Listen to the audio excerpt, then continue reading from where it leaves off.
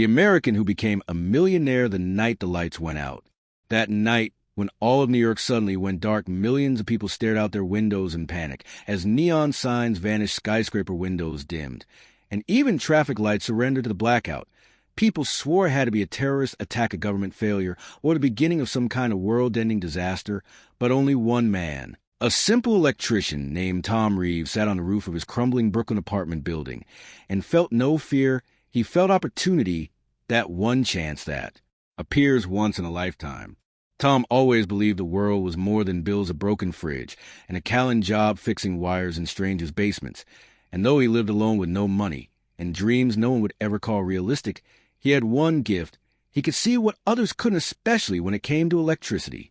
So when the city fell silent, Tom didn't hear absence. He heard a pulse, a brief, sharp vibration, as if someone had switched on an invisible generator capable of powering half the country for a second. The sound was so strange it didn't resemble any electrical failure.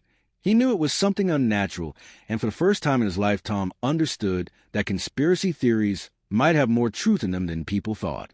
He grabbed his old work flashlight, his tool belt, and climbed down the streets where chaos, drivers honking, people yelling, shops trying to close their doors in total darkness.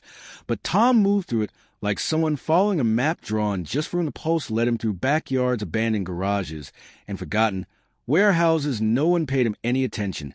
Everyone was busy with their own fears. Under one of Brooklyn's bridges, he found a perfectly round hole in the concrete that he had never noticed before. From inside, it came the same soft pulse, the warm, low vibration of a sleeping giant beneath the earth. Tom decided to go down. If you're going to do something foolish, better do it on a night like this. Below, he found an old bunker, but not a government one, no. This was older, strange. The walls were filled with equipment from the 1960s, rusty and forgotten, yet in the center stood something completely new, glossy black, with transparent panels and wires that didn't belong to that decade, as if two eras collided in a single room.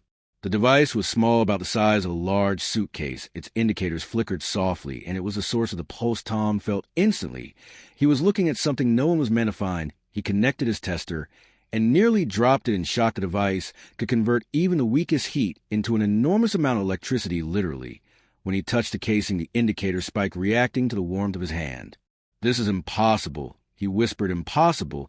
Yet working, Tom lifted the device and nearly stumbled. It was heavier than it looked. One thing was clear. If someone built this, someone would want it back.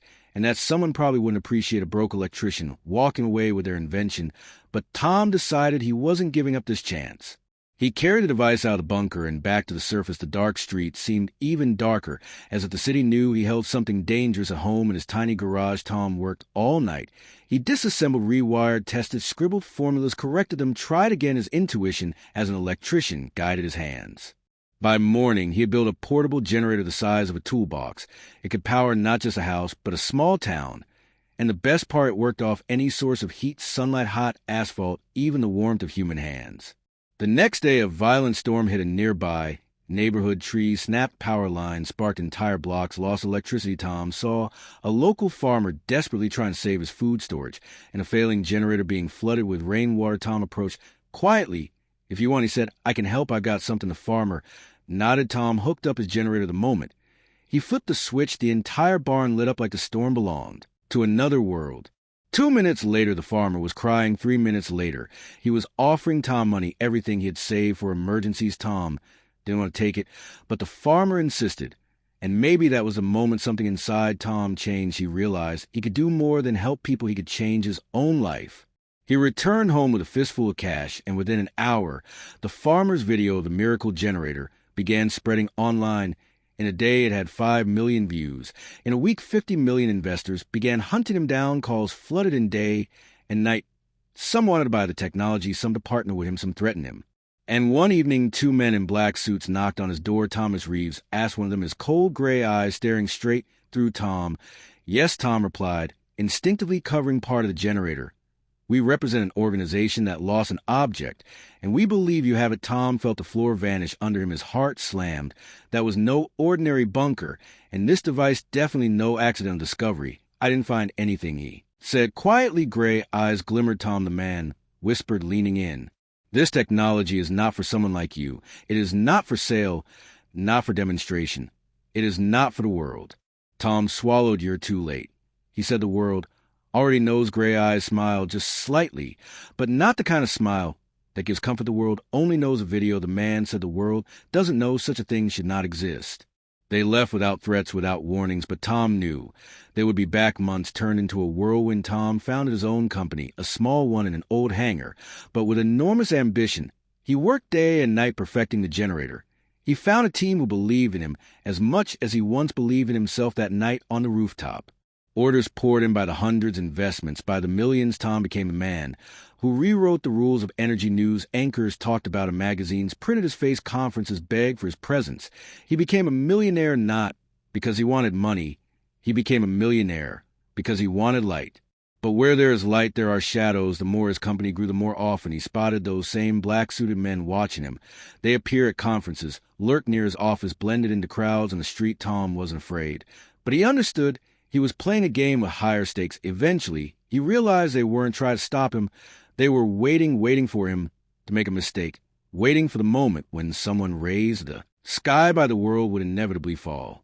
But Tom refused to fall. He filed for a patent on his upgraded generator, the one he built entirely himself without copying old designs, his ideas, his formulas, his solutions. When the patent was approved, the men in black vanished as quickly as they had appeared. And only then did Tom understand they weren't guarding the old device. They were watching to see if he could go beyond the discovery and create something truly his own. He passed their test. 2 years later, Tom opened his headquarters in the heart of New York. The city that once drowned in darkness now glowed with thousands of clean energy stations powered by his company. He stood on the rooftop of his new skyscraper and looked at the lights of the city that once went out and gave him a new life. He became a millionaire, though he once was just an electrician from Brooklyn. And it all began the night the lights went out, a night when the world went dark and he lit up.